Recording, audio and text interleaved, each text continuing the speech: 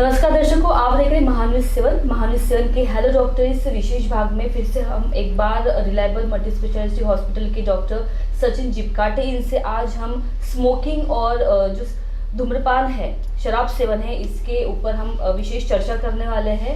हालांकि आप सब जानते हैं कि जब हम मूवी देखने के लिए जाते हैं तो थिएटर में हमको जब हमारा जो नेशनल एंथम होता है उसके बाद में हमको एक ऐड आती है जिसमें वो बताते हैं कि गुटखा खाना अपने सेहत के लिए कितना खराब हो सकता है।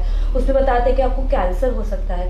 फिर भी इतना सब देखने के बाद, सुनने के बाद भी हमारी जो अभी की पीढ़ी है या फिर जो हमारे जो फ्रेंड्स है या फिर हमारे जो एक सोशल एक सर्कल है, उसमें भी ऐसे बहुत से लोग रहते हैं जो शराब सेवन और धूम्रपान की लत से अधीन हो चुके हैं, जो कंटिन्यू लेते हैं। कोई एक चेन स्मोकर रहता है जो दिन में कितनी बार ही वो अपनी ज़िंदगी के जो कुछ साल है वो कम कर देता है। तो इस विशेष एक सब्जेक्ट को लेकर हम आज डॉक्टर सचिन से बात कर रहे हैं।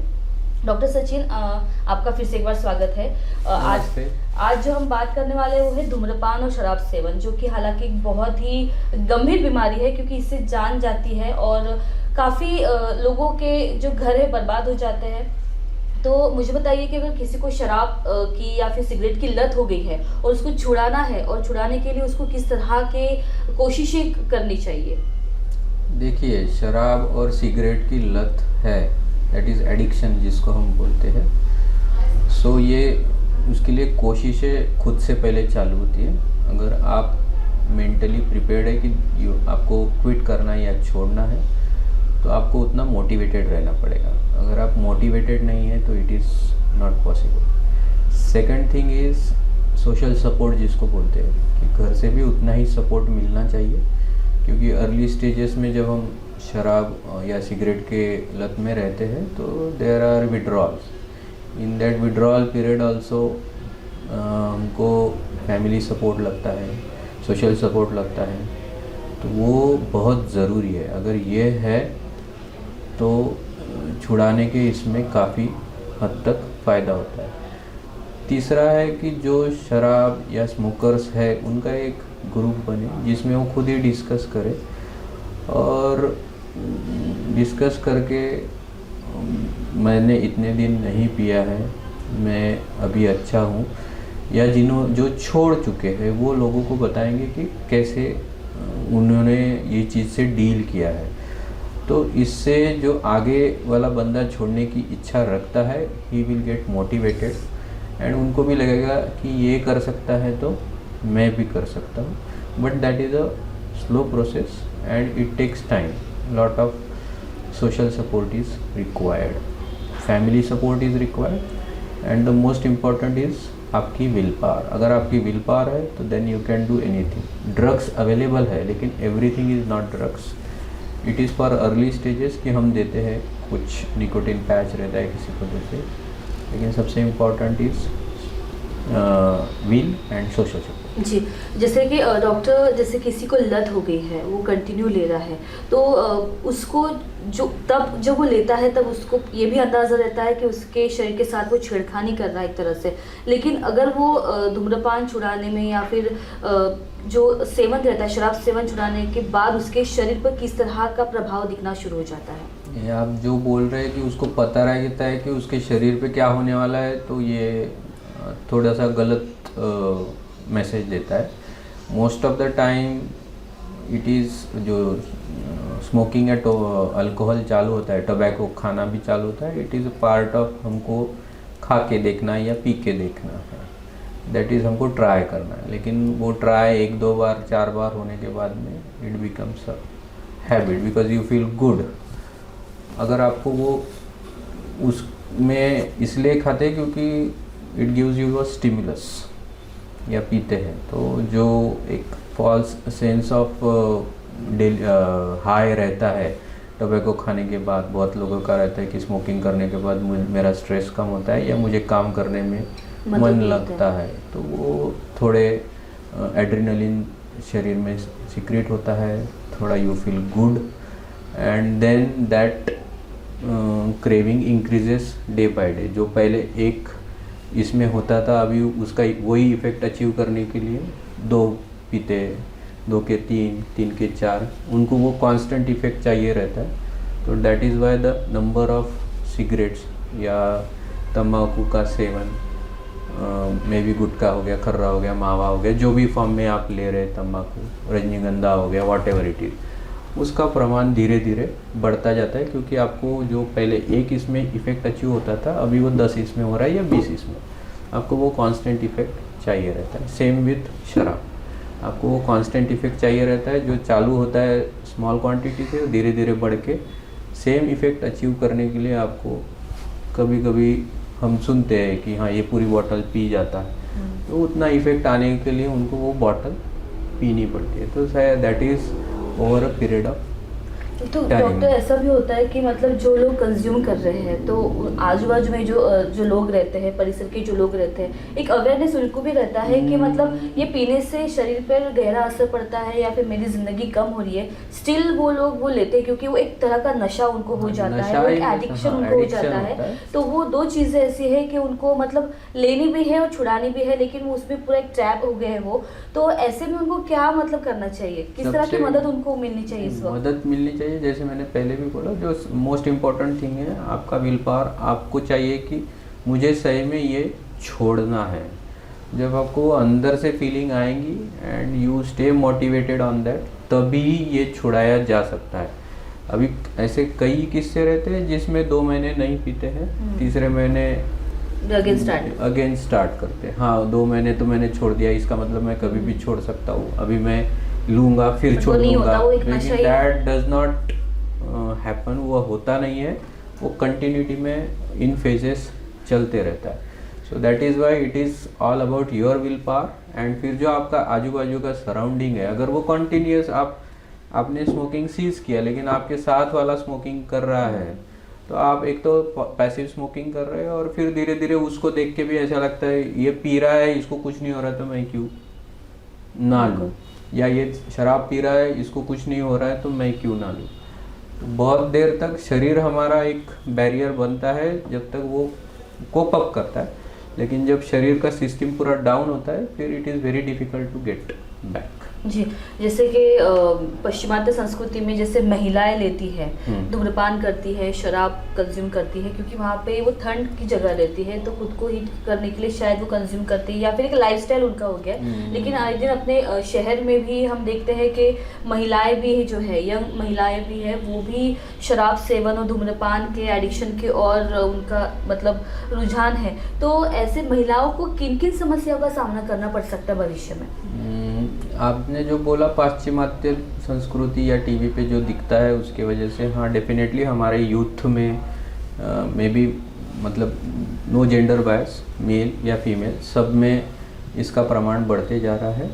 इसका सबसे इम्पोर्टेंट कारण रहता है पीयर प्रेशर। जब हम कॉलेज में जा रहे हैं या फिर उनका सोशल सर्कल है, आगे का व्यक्ति पी रहा है, वो इंसिस्ट करता है, फिर आप 1 या 2 बार लेते हैं, फिर वो 1 या 2 बार का कंटिन्यूटी में चलते रहता है, then you become a addict. अभी फीमेल में सबसे इम्पोर्टेंट चीज़ ये है कि स्मोकिंग के वजह से या अल्कोहल के वजह से, जैसे आप फर्टिलिटी एज में हैं, सो बिटवीन 20 to 30 आप बहुत ज़्यादा आपके करियर के लिए ओरिएंटेड रहती है। जैसे जैसे आपका ये व्यसन बढ़ता है, आपका जो फर्टिलिटी या पीसीओडी होने का चांसेस है, फर्टिलिटी कम होती है और पीसीओडी चांसेस बढ़ जाते हैं, मोटापा बढ़ता है। फिर अल्कोहल से, जैसे मैंने बोला, फैटी लिवर होता है। स्मोकिंग उसमें हमारी धमनियों को छोटा करता है।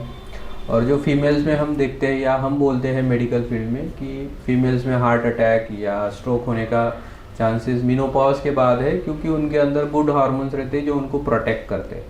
लेकिन ये स्मोकिंग और अल्कोहल वो जो प्रोटेक्शन है उसको ख़त्म कर देते हैं। तो हम वही प्रमाण में यंग फीमेल्स में जो स्मोकर्स है या अल्कोहल लेती है, उनमें हम ये देखते हैं, मोटापा होने की चांसेस बढ़ जाते हैं। मोटापा बढ़ गया तो ऑटोमेटिकली बीपी और शुगर, ये सारी बीमारियां इनके साथ साथ आ जाती है और उनसे होने वाले कॉम्प्लिकेशंस बढ़ना शुरू हो जाते हैं। सो हम यंग एज से ही बीमारियों के साथ डील करते रहते हैं और हमें उसके लिए मेडिकेशंस लेना पड़ता है या फिर उनसे होने वाले कॉम्प्लिकेशंस के साथ हमको डील करना पड़ता है। जो इम्पोर्टेंट है, हार्ट अटैक, कभी स्ट्रोक हो जाता है, कभी दिमाग में या कि नसों में खून क्लॉट होता है, तो ये सारी चीज़ें बढ़ते जाती हैं। जी, शराब सेवन और धूम्रपान इम्पोर्टेंट भी है यंग फीमेल्स में, अगर आपको कंसीव करना है या बेबी लेना है जी तो ये सारी चीज़ों से आपको दूर रहना पड़ेगा। अगर आप नहीं रह सकेंगे तो आप कंसीव करने में भी तकलीफ़ होंगी और आने वाले जो आपकी नस्ल है उनके ग्रोइंग माइंड पे भी सेम इफ़ेक्ट पड़ता है और फिर और छोटेपन से ये लेना शुरू कर। जी, तो एक कॉमन क्वेश्चन ऐसा है कि जैसे ये सिगरेट पीना है, धूम्रपान है, शराब सेवन है, तो ये पीने के पीछे की क्या वजह हो सकती है, क्या कारण हो सकते हैं? क्योंकि ये रैंडमली केसेस इतने बढ़ रहे हैं कि यंग जो पीपल है वो तो लेते ही लेते हैं, तो इनके पीछे क्या खास वजह हो सकती है? और कुछ नहीं है, इट इज़ ऑल शॉक जिसको बोलते हैं। हमको ट्राई करना है, एक बार ट्राई किया, फिर दूसरी बार ट्राई किया, तीसरी बार कुछ नहीं होता है करके जाता है and then it becomes a habit.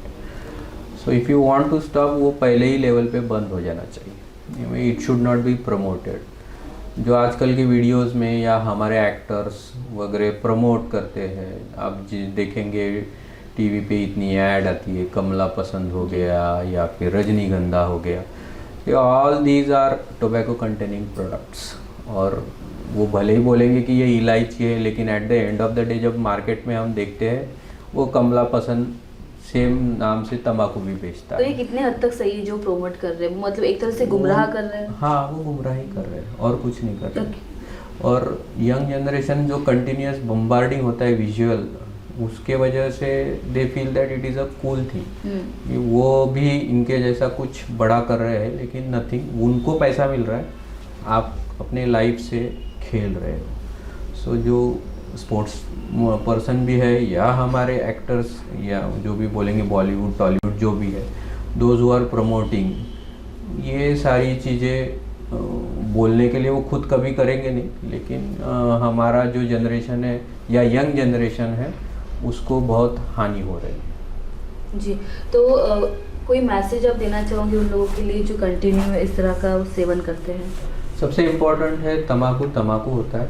आप भले ही स्मोकिंग करो, तंबाकू खाओ, गुटखा खाओ, कर्रा खाओ, रजनीगंधा खाओ, कुछ भी खाओ, वो अपना गुण छोड़ेगा नहीं। गुण का मतलब है उसका बेसिक गुण जो है, जैसे जहर है, आप एक बूंद भी जहर ही है और 10 ml जहर भी जहर है।